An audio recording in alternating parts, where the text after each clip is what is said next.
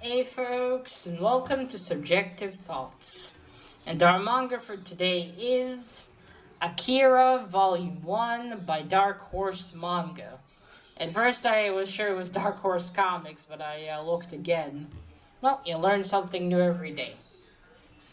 Alright, so there is violence, death, killing, murder, crushed bodies, drugs, gangs, guns, army, experiments, and a lot of weird shit. So if you are in any way squeamish, you have been warned. Also, spoilers. Alright, now names, I need to check, but I think the story and art are by,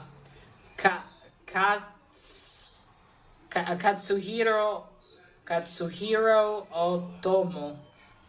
I think I'll leave it on the screen later after I confirm. Now to save time, here are the people for the not for this version. There we go.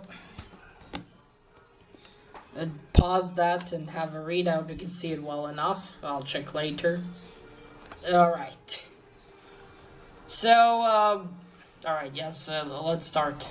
Did I say everything? Yeah. Okay, so, Akira is something that I've known about for a few years already.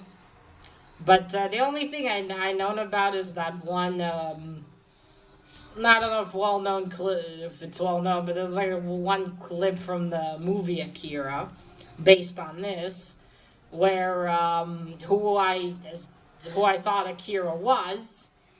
You see this guy, this kid, teenager, with like a big red scarf. I think, yeah, I think he wears a big red scarf there. He starts to grotesquely mutate. And he begins to grow, and this entire mass of his begins to consume everything. And that's like about it. That's all I knew about Akira. I just had that like one clip, but I didn't actually know what it was about. I never watched the movie. And then recently, I happened to purchase, because I saw a deal on all 6 volumes of the Akira story for a really, really good price. So I was like, hey, you know what? It'll be an opportunity to read it and find out what it is about. So I, of course, jumped on it. And I bought them and started reading. So definitely I had no idea what this was about. It's definitely not what I thought it was. That's for sure. And I discovered some things. All right, so this tells the story of Japan. Yeah, this happens in Japan. So in 1992, there was this huge explosion in the world that caused World War III to happen. Caused World War III. I always struggle with that one. 3 to happen, and this story takes place 38 years after that. It's 2030. You know, they rebuilt things there. There's still a huge hole where the explosion happened. Our story starts with that explanation, and with a group of teenagers on bikes riding towards that area. I think they want to go in there. That's where we meet two of our main characters here. That's Kaneda, the guy here. I had to struggle throughout reading this not to call him Canada. Canada. I think it's pronounced Kaneda, but I could be wrong. If anyone knows, let me know, please. We meet Kaneda and we meet Tetsuo. They're friends, and they're in this group of friends who are also a gang of bikers.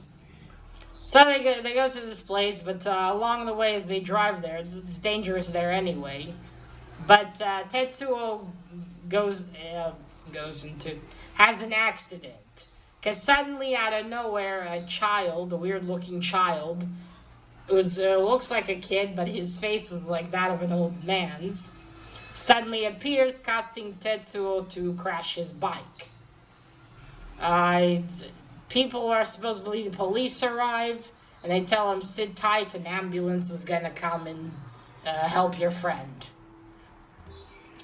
Next day, the boys are in school in this looks like a school for delinquents, an old boys' school. You know, they get yelled at, and then they wonder where Tetsuo is because they're not. No one seems to know what hospital he was taken to. They go to a bar that night. Why avoid trouble? They go to a bar that night. A girl comes in, starts talking to this guy with the mustache. Kaneda decides he wants to go talk to her, but the girl and the guy ignore him, and they try to leave, but Kaneda starts chasing them. He's quite the guy. Sometimes he does dumb shit. Not quite a lot of times. They start chasing him, he and two of his friends, but they lose them, and suddenly they come across the kid. The kid that Canada also seen the kid. He's seen him disappear, which is, of course, bizarre to him. They corner him, and the kid starts to get nervous, and then things start to break. A water tower that's above the building where they're standing falls, and they almost get crushed, but the girl, whose name is Kai, yells at them to get out of the way. To get out of the way, and they're saved. Now, this girl Kai and the guy that was with her, his name is Ryu. They seem to be part of this organization. It's an organization that I'm not still entirely sure what are they trying to do exactly. Because throughout the story, Kaneda gets involved in this, as he follows Kai. Kai is going to Ryu. Ryu is going after this. They're trying to help that kid, who we find out his name is Takashi, to escape. The reason they do that is they think that his name is Akira. There's this Akira they're looking for, which I as well thought was a kid, and I thought Akira was Tetsuo, but he's not. They do almost manage to get the kid to Takashi, but then the army stops them. The army suddenly appears. They bring out this other kid, Masuro. Masuro. Probably butchering that. He seems to be the similar condition to Takashi, but he has this floating wheelchair, and he also does look like he's a kid, but his face is that of an old man, and he has this pill he wants to give Takashi, and Takashi seems to really want this pill, which we're not sure what it does. Kai, Ryu, and Kaneda are cornered, but Kaneda has a plan. He uses Takashi, threatening to shoot him if they're not released. He's not really going to shoot him. This causes Takashi to use his powers. Not telekinesis. Or telekinetic powers, I think is what... I think that's what he also has. I think Matsuro might have the same thing as well. I'm not certain though on that. Yeah, anyway, with all that commotion, Ryu, Kai managed to escape, so does Kaneda. And Kaneda manages to escape with the pill, which makes the army, mainly the colonel, another main character, very mad. It looks like that pill is extremely important. Anyway, Kaneda goes back to school. Ryu and Kai go back to doing their thing. Kaneda takes the pill to the school infirmary where I guess she's the nurse. He asks her to check, the contents of that pill to see if she can find out what it's made of. It looks like it's an illegal drug. It's like some strong shit, some really strong shit. And Canada keeps the pill. Now Tetsuo comes back finally after his accident. He's been in the hospital for the army. That's why they couldn't find him. Maybe that's why his mom, I guess either she was told not to tell or she herself didn't know. So he comes back, they're happy to see him. They all get, look, we stole a new bike for you. They give him some pills and they all go to party by driving really fast and pestering people. What all gang members do, maybe, in this universe. Anyway, they do that. Some shenanigans ensue. And then the colonel appears. And he takes, they take Tetsuo. And they don't appear, some more shenanigans happen. And then the next day, they come and take Tetsuo. Because he didn't come back to his appointment that evening. He's supposed to come back because they're monitoring him. As it turns out, Tetsuo also has powers. Just like Matsuro and Takeshi. Now we find out that the army has this really weird nursery full of these kids. Well, not full of them, but we see one other boy, and we also see a girl who, again, a little girl, but looks like an old woman. And it looks like she can looks like she can dream perhaps the future or see visions. Something like that. Because she says that Akira will come soon. At first I thought, you mean Tetsuo. But no, not him. Tetsuo gets brought in for testing. Kaneda is a fugitive now, alongside Kai. He still has the pill, tells the organization Kai and Ryu belongs to he doesn't have it. I still am not quite certain why he kept it exactly. Anyway, the things continue. They're doing tests on Kaneda. His head hurts.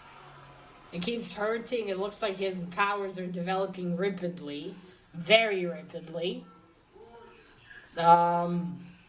He actually escapes the facility. With his not telekinesis, his kinetic powers. Anyway, with his powers, the lock on his door breaks, and I think mainly on accident, kills the guy who's supposed to watch outside his door. His head just explodes. Oh, I forgot to say warning for gore. I'll show some pages towards the end. Anyway, he gets out. Kaneda continues to hide with the rebels. They don't want. He's been looking for them. He wants to answer about the pill, about that weird kid, Matsuro, and not Matsuro, Takeshi. Now it looks like we'll call them the rebellion group were. They were sure that Takeshi was Akira, but he's not. So they're all looking for this Akira,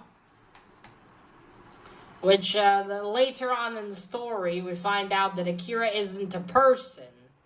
It's this thing. It's right in the heart of the explosion, somewhere there. And it's this chamber. It's this half-round chamber. It has all these tubes. It looks like they keep it in a very cold temperature. And it's on top of it's labeled Akira. And I was like, so that's Akira. Now, what is Akira? Does that mean that Japan created Akira? That it's man-made? they try to use it somehow, and it just, well, literally exploded in their hands. And because it looks like the colonel says they were afraid to continue. He keeps getting money for this project of his and these children, but it's unclear to what purpose they're supposed to be used, or what purpose is, of keeping them.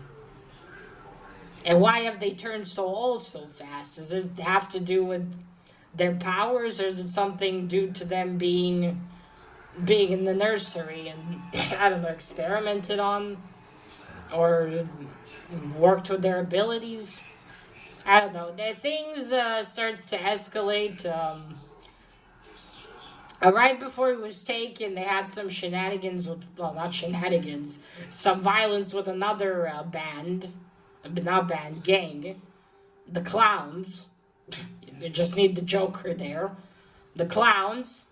And one of them hit Tetsuo. And Tetsuo got really violent, almost killed him, which Canada prevented him from doing. And that seemed to cause quite a bit of friction between them. And that was before. And after he escaped the hospital, he gets caught by not caught, but the Clowns see him. And there's that one particular that he almost killed. Is about to kill him. But with his powers, Tetsuo kills him himself. His head explodes too.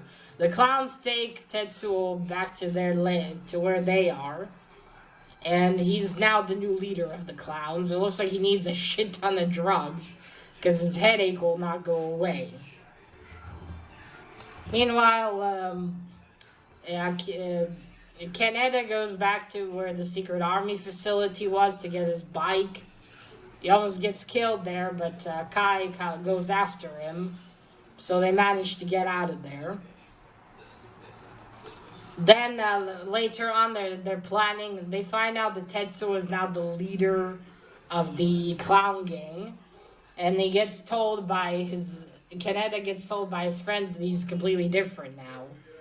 So they all decide to group together with the other gangs, and to fight him. To fight him all together and bring him down. So they do that. Kai wants to go with them. She's supposed to not let him leave his side, like Ryu instructed her to. Ryu is her brother, or not exactly. But it's interesting what relationship they have, because I was wondering, perhaps Ryu and the rebellion, they're probably old enough to remember everything that happened.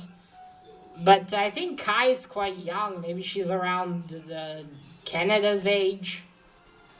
They all seem to be 15, 16, something like that. Maybe she's a little bit older. But I was wondering what connection does she have to this. But she's not Ryu's real sister. So it's interesting what relationship they have. How did they meet? Anyway, the final showdown between them starts. It's interesting how fast the relationship between Tetsuo and Kaneda escalated. But as they try to fight him and he kills a lot of his old friends, it looks like there's always been some feelings bubbling up in Tetsuo. He tells Kaneda, you always had to be in charge. You always had to decide how things were going to go. So maybe it's something he always had, but just as developing powers brought it to the surface. I'm quite interested. It looks like he went from a 180. To be fair, we don't learn that much about him in the beginning, but it just seems he got into violence super quick. Although, I don't know. Although, it looks like he wasn't this violent before. So is it his powers, or was it always there? Interesting. Anyway, they have the fight. One of Kaneda's friends, Yamagata, gets brutally killed. The army appears as they're fighting on this pier. It's not a pier, is it? No. in the industrial area. Um, Tetsuo is about to kill Kaneda, but then suddenly the pill falls out, and Tetsuo takes it. The colonel is there and tells him, "No, do not take that pill. You will die." Which confused me even more. So why did Takeshi want it that badly? Did he want to die? Was Matsuro willing to let him die? Because Takeshi seemed to be feeling very unwell. I think it's maybe all the excitement wasn't good for him. But what was the purpose of that pill? If it's that dangerous that even people with powers like them shouldn't take it, why did Takeshi want it so badly? And why was Matsuro willing to give it to him? I mean, it's clear why the colonel wanted it back. Anyway, Tetsuo takes it, and then he momentarily, I don't know, has a heart attack. It looks like he died. They start dragging Kaneda away. The colonel calls for a helicopter to come take to come take Tetsuo. But suddenly Tetsuo wakes up and he feels better again. He starts chasing Kaneda again. Kai appears on I guess kind of a Vespa. They almost manage to escape, but not quite. They get knocked. Kaneda's unconscious. And, it's just Kai there, and Tetsuo appears. He's like, move.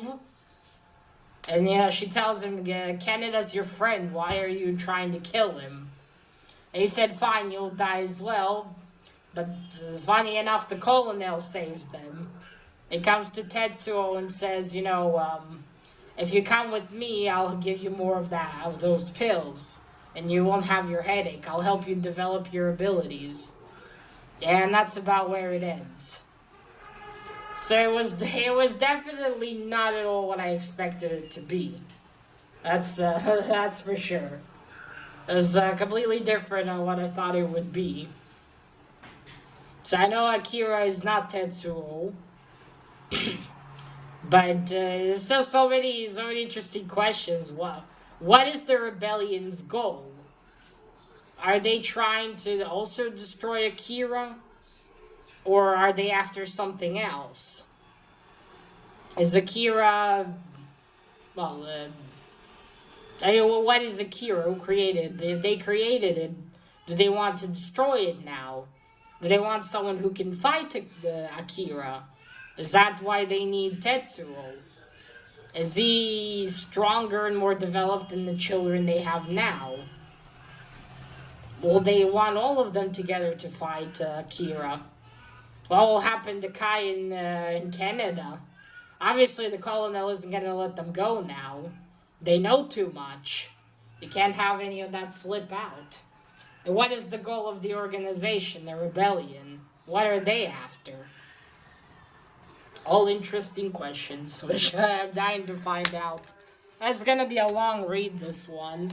Though interesting that the second volume is the thinnest of them all. It's this edition anyway. Right, I'll show you some of the art. I love also that this has numbers. I love it. Alright, so that's Tetsuo, this kid here. That's Yamagata, this one, and that's Kaneda. You can see they're on their bikes. So this is very good art. And I do love this art style. I got some cool buildings as well, some cool scenery. Here, I'll show you the, that was the door. I'll show you. So this is Takeshi. As you can see, he has a number. That's something else I forgot to mention. There's Tetsuo about to bump into him. See, he suddenly appears. Well, not appears, but he's suddenly on the road. And Tetsuo is trying not to hit him. So it looks like these children are assigned a number. So Takeshi's 26. Matsuro is 27. I don't remember what number the little girl was, if they even showed a number.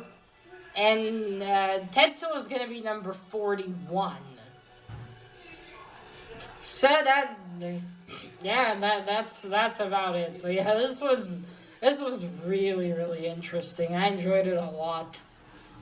I look forward to find out what the hell's going on, how the story's gonna continue. So yeah, this is fucking awesome. All right, folks. Ooh, I was blabbering for half an hour. All right, folks. So that is it. Let me know if any of you read Akira. What did you think about it? What did you read? Did you watch the movie? It's gonna be I think they're gonna renew the movie. I think. Not certain about that. But yeah, anyway, let me know down below, and that is it.